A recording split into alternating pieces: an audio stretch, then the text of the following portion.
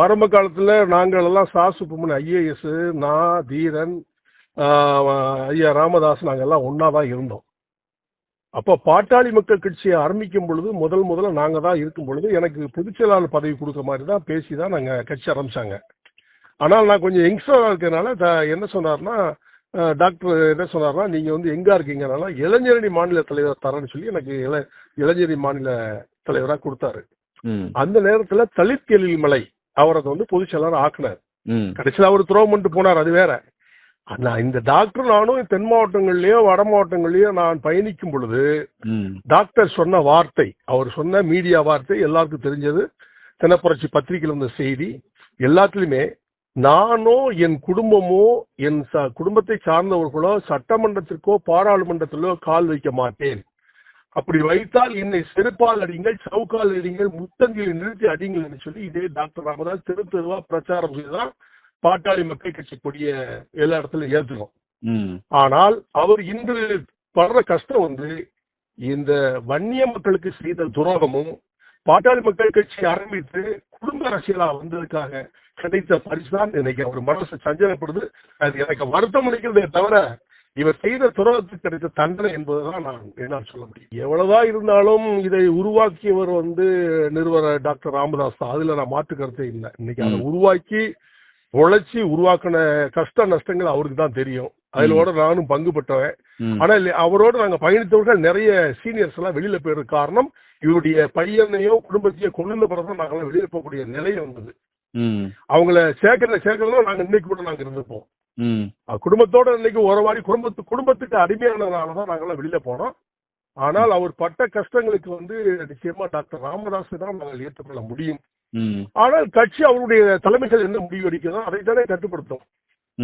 ஆமா, அதான் உண்மை. ஆனா டாக்டர் ராமதாஸை மறைக்கிறவன் மனிதன் அல்ல, அவ்வளவுதான் சொல்ல முடியும். டீப்பா நாங்க பேசினது இல்ல. அன்புமணி, டாக்டர் ராமதாஸ் அன்புமணியை பொறுத்த மட்டும் என்னன்னு கேட்டீங்கன்னா, அவர் திடீர்னு மத்திய அமைச்சர் ஆனாரு, திடீர்னு மாநில தலைவர் ஆனார், திடீர்னு ஆனார். அவருடைய ஃபீல்டு ஒர்க்கு எந்த பகுதியிலுமே மக்களுடைய பயணத்துல அவர் மேற்கொண்டது எனக்கு தெரிஞ்சு இல்ல. மீடியால பேசுவாரு, பொது மேடையில பேசுவாரு, கூட்டம் போடுவாரு, அது பேசுவாரு. இதுதான் நடந்திருக்கு. ஆனா தெருவா வீதியா ஒவ்வொரு கிராமங்களும் ஒரு வில்லேஜ்லயும் போய் கொடியேற்று மக்களை சந்தித்தது டாக்டர் ராமதாஸ் தான். அதுல மாற்று கருத்து இல்லை, அதுதான் உண்மையும் கூட. நாங்கள் தென் மாவட்டத்தில் இருக்கும்போது கூட நான் அவரை கூட்டிட்டு அப்போ டாக்டர் ராமதாஸ் ஹாஸ்பிட்டல் வச்சு நடத்திட்டு இருந்தாரு. அவருக்கு பேர் 10 ரூபா டாக்டர். ஆனா அவர் ஃபீல்ட் ஒர்க் வன்னிய மக்களுக்கு வேண்டி ஃபீல்ட் ஒர்க் கூட நானும் பல்லரும் பள்ளியும் ஒன்று என்ற மாநாடு 1989 மதுரையில போட்டோம். நானும் அவரும் சேர்ந்துதான் போட்டோம். இருவரும் ஒருதாய் மக்கள் மாநாடு போட்டோம். அது தென் மாவட்டங்கள்ல நாங்க அவரை அழைச்சிட்டு போகும்போது குறைந்தது 50-100 வண்டியில அழைச்சிட்டு போவோம். அந்த மாதிரி எல்லாம் இருந்தோம். அவருடைய சுயநலம் என்று சொல்வதை விட குடும்ப அரசியல் பண்ண போய் தான் இந்த நிலை ஏற்பட்டிருக்குது. இது ஒரு சாபக்கேடு. ஆனால் என்னைக்கு இருந்தாலும் தந்தையும் மகனும் இல்லாத இணைந்து தானே செல்வார்கள். இதை நம்ம ஏற்றுக்கொள்ளத்தான் செய்யும். இப்போ சொல்வதற்கு இல்ல. டாக்டர் ராமதாஸ் அவர்கள் சொல்லிட்டாரு, இப்போதைக்கெல்லாம் சொல்வதற்கு இல்லன்னு 10 மாசம் இருக்கு. கடைசி காலத்துலதான் இதை நம்ம எப்படி யாரோட கூட்டணி பயக்கணுங்கிறத நம்ம சொல்ல முடியும்னு சொல்லி அவரு சொல்லியிருக்கிறாரு. நாங்களும் அதே கருத்து. தமிழக மக்கள் முன்னேற்ற கழகம் இன்றைக்கு இந்திய அலையன்ஸ் தான் நாங்க இருக்கோம். நாங்களும் அதே கருத்தை தான் பதிவு. இப்போதைக்கு இருக்கோம், கூட்டணி இருக்கோம். காலப்போக்கில் யாரோட இணைவோம் இணைய மாட்டோம் என்பது செயற்குழு பொதுக்குழு கூட்டி தேர்தல் காலகட்டத்தில் தான் முடிவெடுப்போம். ஆனால் கூட்டணி தலைவர்களோடு எந்த அரசியல் கட்சிகளும் பேச்சுவார்த்தை நடத்தவில்லை. அது வரைக்கும் நம்ம எப்படி சொல்ல முடியும்? இதுதான் இருப்போம் சொல்ல முடியாது. பேச்சுவார்த்தை நடந்த பிறகுதான் நாங்க எந்த அணியில இருக்கோங்கிற சொல்ல முடியும். இதுதான் தேர்தல். இது ஒரு யூகத்துக்கு நம்ம பதில் சொல்ல முடியாது. இவங்க 2 பேரும் சண்டை போடுறதுக்கு பாமக 2 பேரும் அப்பா புள்ள சண்டை போடுறதுக்கு என்ன பிஜேபியா காரணம்? சும்மா இதெல்லாம் அரசியல் இதுக்காக வேண்டி அநாகரிகமான பேச்சு.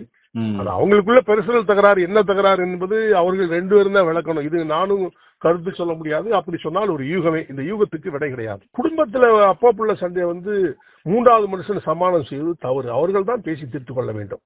3வது மனிதனாக நாங்கள் பழக்கம். டாக்டர் ராமதாஸ் எனக்கு ரொம்ப பிடிக்கும். நானும் ஒன்னா அண்ணன் தம்பியா இருந்தவங்க. ஐயாங்கெல்லாம் நான் சொல்ல மாட்டேன்னு எல்லாருக்கும் தெரியும். அண்ணன் தம்பியா இருந்து நாங்கெல்லாம் பழக தம்பின்னு தான் சொல்லுவார். அவ்வளவு தூரத்துக்கு நாங்க உரிமையா இருந்த ஆட்கள். அதனால இது குடும்ப அரசியல். குடும்பத்துல உள்ள பிரச்சனையை பேசி தீர்ப்பது யாராலும் முடியாது. அவர்கள் இருவரும் பேசி தீர்த்துக் கொள்வதுதான் நியாயம். அவங்க குடும்ப உறுப்பினர்கள் மட்டும் பேசிக் கொள்வதால் 3வது மனிதர் யார் போய் பேசினாலும் அது சரிபடாது, சரியாக இருக்கா.